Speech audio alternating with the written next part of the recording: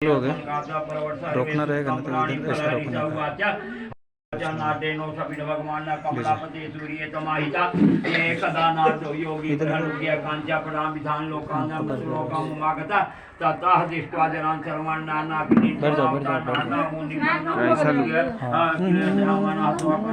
मुनिपाञ्चेतसां दुःखातो भवेत् अधुर्वमिति श्री गणेशाय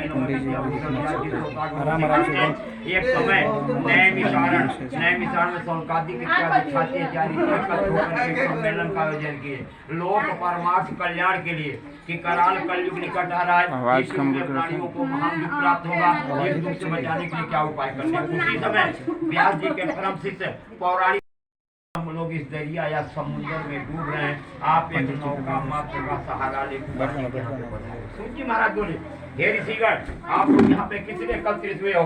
88,000 ऋषि बोलते हैं, हे प्रभु कराल कलयुग निकट आ रहा है, इस युग में प्राणियों की तथा धर्म की किस तरह से रक्षा हो, इस चिंता में हम लोग यहाँ पे एकत्रित हुए। सूत जी महाराज बोले, हे ऋषिगण आप लोग धन्य हो, आप जैसे ही मनुष्य सत्य पुरुष कहे जाने योग्य हैं, जो कि परोपकार के लिए चिंता करते हैं, दुष्टों के कष्ट पाने उनको सुख प्रदान करते हैं। खजान की फलानी वृक्ष इतना फल फलता है लेकिन वृक्ष कभी फल नहीं खाता, परोपकार के लिए दूसरे को नहीं खिलाता है।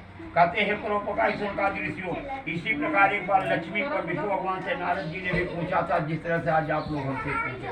कहते हैं ऋषिगण आप घर जाके संध्या उपासना से निवृत्त होकर के हमारे पास आइए। जिस तरह से लक्ष्मी पर विष्णु भगवान ने नारद जी से कहा था, ठीक मैं तुलसी पत्तों ले है, ठीक उसी तरह मैं आप लोगों के सामने कहूँगा।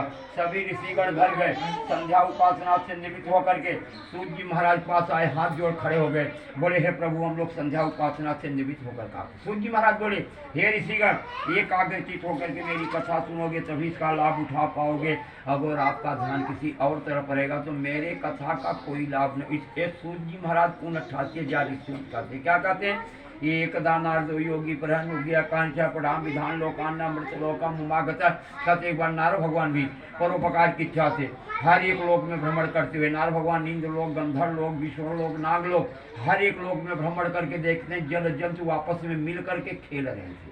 ऐसा देखकर नारद भगवान बड़े प्रसन्न हुए, एक हाथ में करता लोग बीड़ा बजाते हर गुणगान करते हुए क्षीर सिंध में मृत्युलोक में आए। मृत्युलोक में आकर देखते हैं ततः दृष्ट्वा जनान् सर्वान् नाना क्लीन समावतान्। मृत्युलोक में आकर देखते हैं यहाँ पे जितने मानव प्राणी हैं अपने कर्मों के अनुसार फल भोग रहे हैं। कोई कुत्ते की ऊन में जन्म लेकर द्वार द्वार भटक रहा, कोई हाथी की ऊन में जन्म लेकर पैर में सांकल बांधे झूम रहा, कोई बैल की ऊन में जन्म लेकर दिन रात कोल्हू में हल में चल रहा है।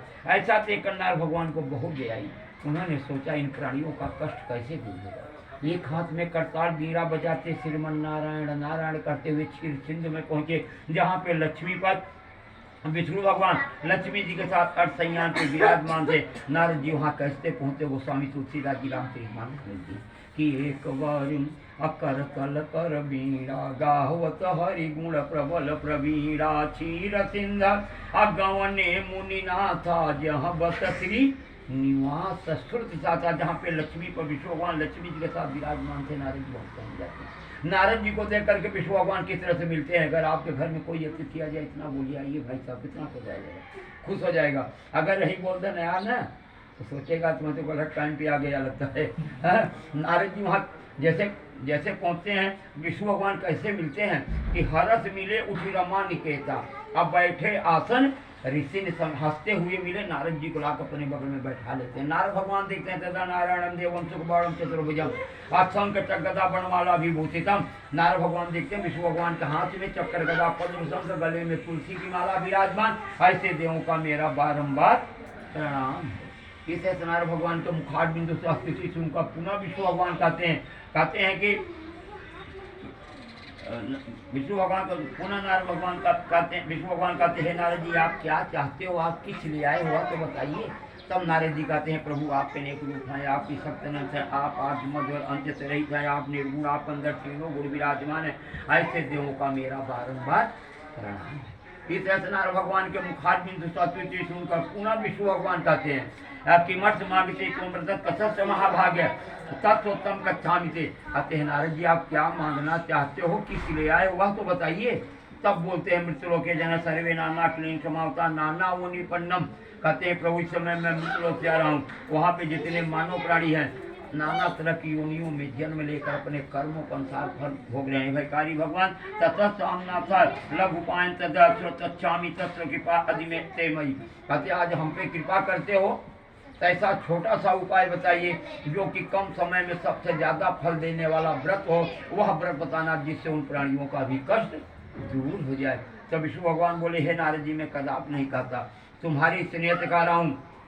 कलयुग में एक ऐसा उत्तम व्रत है जो महापुण्य प्रदान करने वाला, इस पृथ्वी तथा स्वर्ग पे भी दुर्लभ है। वह व्रत है सत्यदेव सत्यनारायण भगवान का पूजन। तब नारद जी कहते हैं, दीन दयाल विरग संभारी रघुनाथ मम संकट भारी। हे भक्तों पे दया करने वाले भिखारी भगवान, आप इतना तो बता दो यह व्रत कब करना चाहिए और इस व्रत में क्या क्या सामान लगता है। कहते हैं नारद जी, यह व्रत सर्वत्र विजय प्राप्त करने वाला है। यह व्रत किसी भी दिन किसी भी समय किया जा सकता है। अगर यह व्रत शाम के टाइम किया जाता तो सबसे ज्यादा फल देने वाला व्रत होता है। इस व्रत में गेहूं का आटा, अगर गेहूं का आटा नहीं है तब अभाव शाली ग्राम चूर्ण, अभाव में चावल के आटे का चूर्ण बनाएं, नारियल का फल, केले का फल, दूध, दही, मध, शक्कर, यह सब लेकर ब्राह्मण को बुलाएं। अब ब्राह्मण को बुला करके विधि विधान पूर्वक सत्यदेव सत्यनारायण भगवान का पूजन करें।